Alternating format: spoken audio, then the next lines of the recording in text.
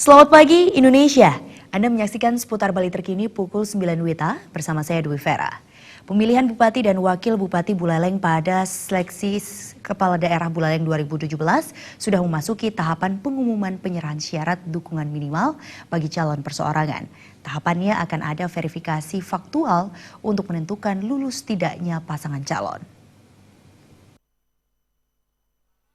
Ketua KPU Buleleng Gede Suardana mengatakan tahapan pemilihan Bupati dan Wakil Bupati Buleleng Pilkada Buleleng 2017 sudah memasuki pengumuman penyerahan syarat dukungan minimal bagi calon perseorangan. Nantinya akan ada verifikasi faktual. Bagi masyarakat yang akan mencalonkan diri sebagai kepala daerah melalui jalur perseorangan, jika tidak lolos dalam verifikasi faktual, maka tidak diperkenankan kembali mendaftar melalui jalur partai. Begitu juga calon perseorangan yang tidak memenuhi syarat minimal dan sebaran, maka dinyatakan gugur sebagai calon perseorangan. Namun jika ada pasangan calon sudah memenuhi syarat minimal dan sebaran, maka sudah memegang tiket untuk mendaftarkan diri sebagai pasangan calon pada 19 sampai 21 September 2016.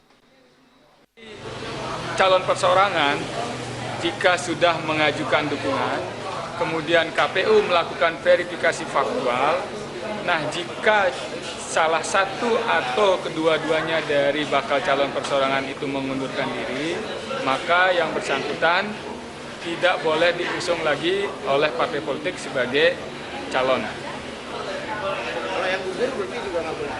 Begitu juga jika masyarakat yang maju melalui jalur perseorangan ketika menyerahkan dukungan tidak memenuhi syarat minimal dan sebaran, maka langsung dinyatakan gugur sebagai calon perseorangan. Gede Suardana berharap nantinya Pilkada Buleleng berjalan aman dan lancar. Rencananya Pilkada Buleleng akan dilaksanakan pada pertengahan Februari 2017. Komang Yuda, Bali TV. Pemirsa, nantikan seputar Bali terkini 1 jam mendatang. Selamat pagi dan sampai jumpa.